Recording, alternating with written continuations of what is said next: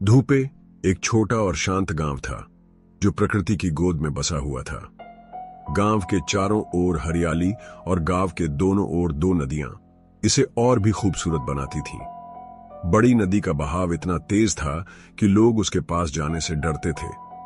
वहीं दूसरी नदी, जिसे लोग छोटी नदी कहते थे, सिर्फ बारिश के मौसम में ही पानी से भरती थी। हर साल जब पहली बारिश होती तो यह नदी मछलियों से भर जाती। गांव के लोग इस नदी में मछली पकड़ने का मजा लेते थे, खासकर युवा। इस गांव में 5 दोस्त थे: बाला, किरण, योगेश, संदीप और गणेश।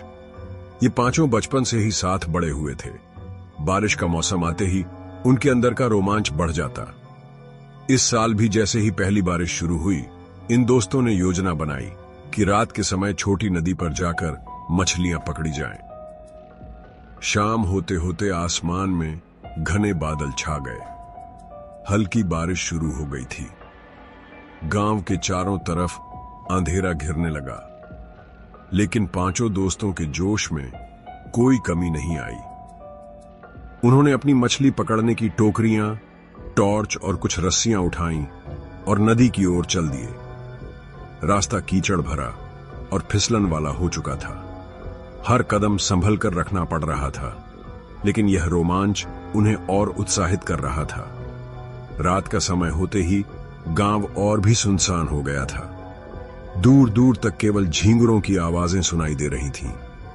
छोटी नदी के पास पहुंचने पर उन्होंने देखा कि पानी का स्तर बढ़ चुका है और नदी मछलियों से भरी हुई थी।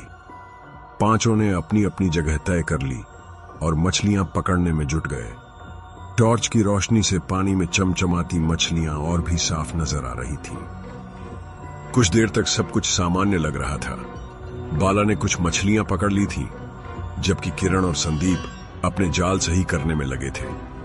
योगेश और गणेश एक पेड़ के नीचे बैठकर बातें कर रहे थे। अचानक गणेश को नदी के दूसरी तरफ कुछ अजीब सी हरकत नजर आई। उसने टॉर्च की रोशनी वहां डाली, लेकिन कुछ भी साफ नजर नहीं आया। गणेश ने इसे अपनी आंखों का भ्रम समझकर अनदेखा कर दिया। तभी किरण की आवाज आई कि उसका जाल फंस गया है। सभी दोस्त उसकी मदद के लिए भागे। जाल को निकालने की कोशिश करते करते उनका ध्यान अचानक एक अजीब सी आवाज पर गया। यह आवाज किसी महिला के रोने की तरह लग रही थी। सभी ने चारों ओर देखा, लेकिन वहां कोई नहीं था। योगेश ने हंसते हुए कहा कि शायद यह हवा की आवाज है। बाकी दोस्त भी हंसी में बात को टालकर वापस मछलियां पकड़ने में लग गए।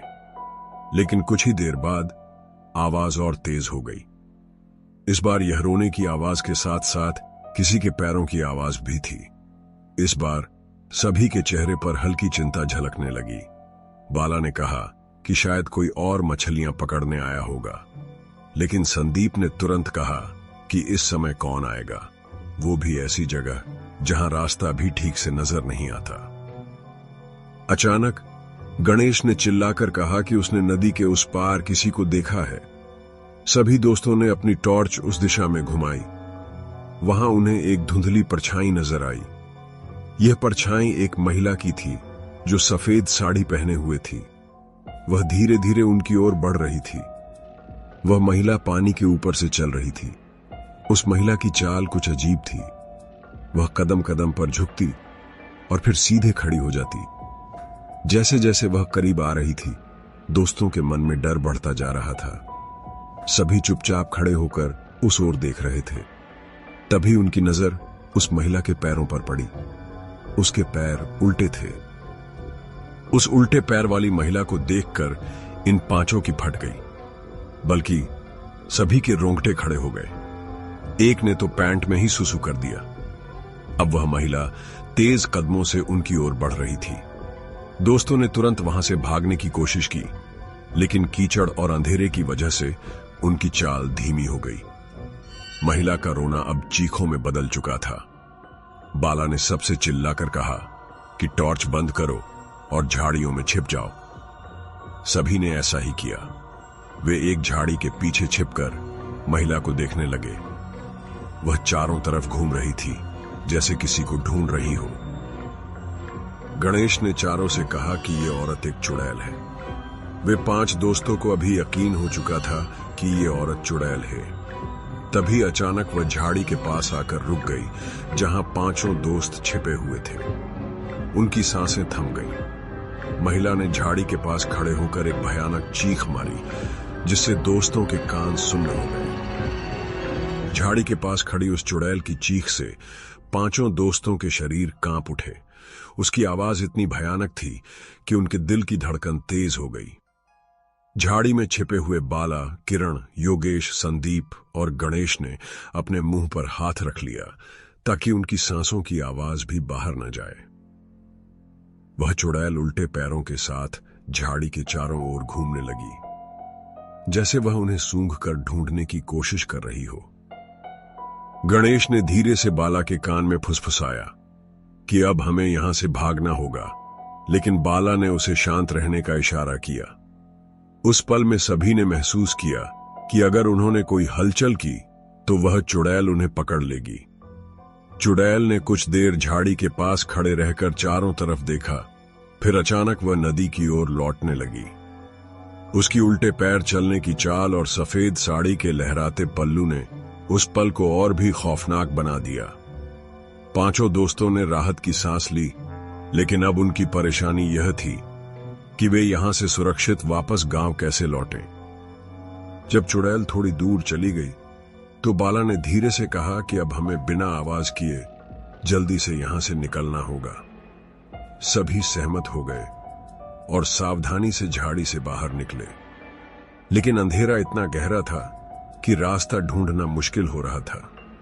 वे धीरे धीरे नदी से दूर चलने लगे। रास्ते में सभी के कदम कांप रहे थे सबक तेल और उनके कान किसी भी हल्की आवाज पर चौकन्ने हो रहे थे। संदीप ने पीछे मुड़कर देखा तो उसे ऐसा लगा जैसे कोई उनकी ओर देख रहा है। उसने बाकी दोस्तों को बताया, लेकिन किसी ने उसकी बात पर ध्यान नहीं दिया, यह सोचकर कि उसका डर उसे भ्रमित कर रहा है।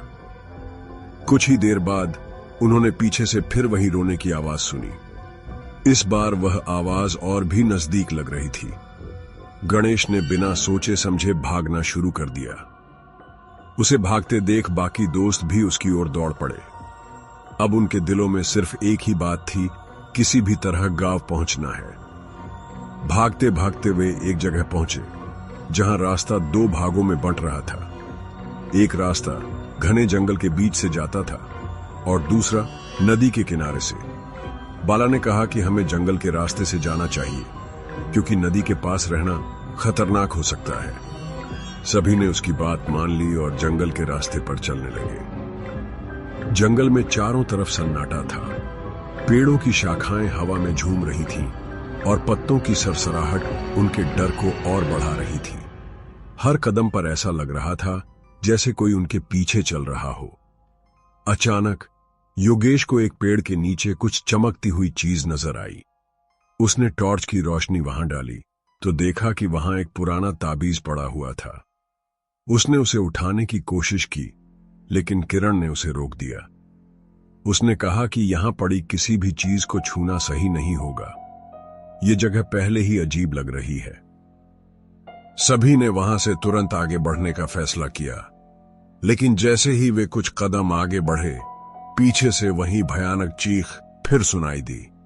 इस बार वह चुड़ैल जंगल के अंदर थी। उसने तेज कदमों से उनकी ओर दौड़ना शुरू कर दिया। सभी दोस्तों ने अपनी पूरी ताकत से भागना शुरू कर दिया। वे इस बात से अनजान थे कि रास्ता कहां जा रहा है। जंगल में अंधेरा और घना हो चुका था और पेड़ों की शाखाएं उनके शरीर को बार बार चीर रही थीं। भागते भागते किरण का पैर एक पत्थर से टकरा गया और वह गिर पड़ा। बाकी दोस्त रुके, लेकिन तभी उन्होंने देखा कि वह चुड़ैल तेजी से किरण की ओर बढ़ रही है। गणेश ने हिम्मत दिखाते हुए एक मोटी शाखा उठाई और चुड़ैल के सामने खड़ा हो गया। उसने चुड़ैल को रोकने की कोशिश की, लेकिन जैसे ही उसने चुड़ैल पर शाखा से वार किया, वह चुड़ैल गायब हो गई। सभी हैरानी और डर के मारे चिल्ला उठे, लेकिन उनके पास सोचने का समय नहीं था। बाला ने किरण को उठाया और वे फिर से दौड़ने लगे। थोड़ी देर बाद उन्हें जंगल के पार से गांव की टिमटिमाती रोशनी दिखाई दी। यह देखकर उनकी जान में जान आई। गांव पहुंचते ही सभी ने राहत की सांस ली, लेकिन उनकी यह राहत ज्यादा देर टिक नहीं पाई। गांव के कुछ बुजुर्ग उनकी हालत देखकर उनके पास आए और पूछा कि क्या हुआ। बाला ने सारी घटना विस्तार से बताई। बुजुर्गों ने एक दूसरे की ओर देखा और फिर गहरी आवाज में कहा कि यह चुड़ैल इस गांव के पुराने श्राप से जुड़ी है। वह बारिश के पहले दिन नदी के पास आती है और वहां मछलियां पकड़ने वालों को अपना शिकार बनाती है। बाला ने डरते हुए पूछा कि क्या अब वह हमें फिर से ढूंढने आएगी। बुजुर्गों ने कहा कि अब वह चुड़ैल तुम्हें तब तक नहीं छोड़ेगी जब तक तुम्हारी आत्मा उसकी कैद में न हो जाए। यह सुनकर पांचों दोस्तों का डर और बढ़ गया। उन्होंने बुजुर्गों से पूछा कि इस श्राप से बचने का कोई उपाय है या नहीं। बुजुर्गों ने कहा कि उपाय है, लेकिन वह बहुत खतरनाक है। गांव के बुजुर्गों ने जब यह बताया कि चुड़ैल की आत्मा को हमेशा के लिए खत्म करने के लिए उसकी हड्डियां जलानी होंगी, तो बाला, किरण, योगेश, संदीप और गणेश के चेहरे डर से सफेद पड़ गए। किरण ने कहा, लेकिन उसकी हड्डियां अभी तक मिट्टी बन गई होगी। एक बूढ़ा बोला, अगर सच में आत्मा ही थी तो इसका मतलब है कि चुड़ैल की हड्डियां सही सलामत है। सच में कोई सोच भी नहीं सकता था कि मछली पकड़ने की रात इतनी खौफनाक साबित होगी। गांव के मुखिया, जो इस श्राप की कहानी को सबसे अच्छे से जानते थे, उन्होंने बताया कि यह चुड़ैल कोई और नहीं बल्कि 100 साल पहले इसी गांव की एक महिला थी। उसका नाम रुक्मिणी था, जिसे उसके ही परिवार वालों ने धोखे से मारकर नदी किनारे दफना दिया था। तब से हर साल पहली बारिश की रात वह अपनी आत्मा को मुक्त करने के लिए शिकार की तलाश में निकलती थी। बाला ने कांपती आवाज में पूछा कि हम इस श्राप से कैसे बच सकते हैं। मुखिया ने गहरी सांस ली और कहा कि इसके लिए तुम्हें बहुत हिम्मत दिखानी होगी। चुड़ैल की हड्डियां नदी के किनारे एक बड़े काले पत्थर के पास दफन है। अगर तुम उन हड्डियों को जलाने में सफल हो जाते हो तो यह श्राप हमेशा के लिए खत्म हो जाएगा, लेकिन अगर नाकाम हुए तो वह आत्मा हमेशा के लिए तुम्हारा पीछा करेगी। गणेश ने डरते हुए कहा कि क्या हम मना कर सकते हैं। इस पर मुखिया ने गंभीर स्वर में कहा कि अब मना करने का कोई विकल्प नहीं है। तुमने उसे देख लिया है और वह भी तुम्हें पहचान चुकी है। अगर तुमने कुछ नहीं किया तो वह एक एक कर तुम सभी को मार डालेगी। और एक बात ध्यान में रखो, हड्डियों को रात में ही जलाना होगा, क्योंकि रात में ही आत्मा और उसके बचे हुए अवशेष का संपर्क रहता है। अगर हड्डियों को तुम दिन में जलाते हो, इस बात का कोई मतलब नहीं बनता। उल्टा यह आत्मा अपने अवशेष से मुक्त हो जाएगी और संभावना है कि यह चुड़ैल गांव में भी आ सकती है। यह सुनकर पांचों दोस्तों के पैरों तले जमीन खिसक गई। उन्होंने फैसला किया कि चाहे जो भी हो, वे इस श्राप को खत्म करेंगे। अगली रात जब पूरा गांव सो चुका था, पांचों दोस्त टॉर्च, माचिस और पेट्रोल की एक छोटी बोतल लेकर नदी की ओर निकल पड़े। रास्ता डरावना और सुनसान था। हवा में अजीब सी नमी थी और हल्की ठंडक उनके रोंगटे खड़े कर रही थी। जब वे नदी के किनारे पहुंचे तो उन्होंने चारों ओर देखा। रात का अंधकार और झींगुरों की आवाज ने माहौल को और डरावना बना दिया था। उन्होंने मुखिया के बताए अनुसार उस बड़े काले पत्थर की तलाश शुरू कर दी। करीब आधे घंटे की मशक्कत के बाद किरण को नदी किनारे एक विशाल काला पत्थर दिखाई दिया। वह बाकी दोस्तों को बुलाने के लिए मुड़ा, लेकिन तभी उसे ऐसा लगा जैसे उसके कंधे पर किसी ने हाथ रखा हो। किरण का दिल तेजी से धड़कने लगा। वह कांपते हुए पीछे मुड़ा, लेकिन वहां कोई नहीं था। उसने डर को नजरअंदाज करने की कोशिश की और बाकी दोस्तों को इशारा किया कि पत्थर मिल गया है। जैसे ही वे पत्थर के पास पहुंचे, हवा अचानक तेज हो गई ऐसा लग रहा था जैसे कोई अदृश्य शक्ति उन्हें रोकने की कोशिश कर रही हो। बाला ने हिम्मत करके पत्थर के आसपास खुदाई शुरू की। जमीन के अंदर से सड़ी गली हड्डियां धीरे धीरे बाहर आने लगीं। जैसे ही पहली हड्डी निकली, एक भयानक चीख गूंज उठी। ऐसा लगा जैसे पूरी धरती कांप उठी हो। पांचों दोस्त बुरी तरह घबरा गए, लेकिन अब पीछे हटने का कोई रास्ता नहीं था। गणेश ने जल्दी से बाकी हड्डियों को निकालना शुरू किया। तभी उन्हें एक पुराना कंगन भी मिट्टी में दबा मिला। योगेश ने जब उसे छुआ तो उसके शरीर में एक अजीब सा कंपन महसूस हुआ। अचानक उसकी आंखें पलट गईं और वह जोर जोर से चिल्लाने लगा। संदीप और किरण ने उसे पकड़कर हिलाया, लेकिन वह बड़बड़ाने लगा, तुम लोग बच नहीं सकते, वो आ रही है, वो आ रही है।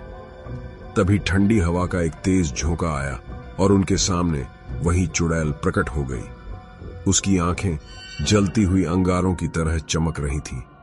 उसके उल्टे पैर जमीन पर घिसट रहे थे और उसकी चीखों से पेड़ तक कांप रहे थे। गणेश ने बिना समय गवाए पेट्रोल हड्डियों पर डाला और माचिस जलाने की कोशिश की, लेकिन अजीब बात यह थी कि माचिस जल ही नहीं रही थी। ऐसा लग रहा था जैसे कोई अदृश्य शक्ति आग को जलने नहीं दे रही थी। चुड़ैल अब तेजी से उनकी ओर बढ़ रही थी। उसने योगेश के बाल पकड़कर उसे हवा में उठा दिया।